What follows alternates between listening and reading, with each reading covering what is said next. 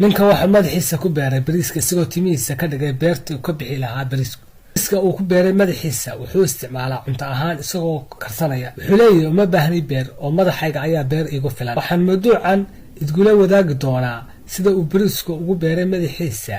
iyo qaabka uu bariisku uga baxo madaxa soo dhawaada saaxiibayaal haddii markii ugu horeysay ay tahay na soo raac oo fiidiyoga like saar kuna soo dhawow waanad ku mahadsan tahay la jaanqaad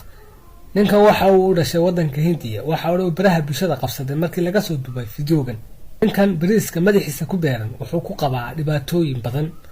waxaana uu ku seexdaa fadhiga si aan geedku xun noqon marmarka qaar waxa uu arkaa madaxiisa oo dhiyo qulqulayo dhibaatada bariisku ku beeran dhaawacyo ka soo gaara madaxa dhacdadan adduunka qaarba si ay uga soo falceliyeen inaga Soomaali ahaan waa inuu la yaabnay waayo inagoo haysana dhul dihin ayaynu xabuugta ka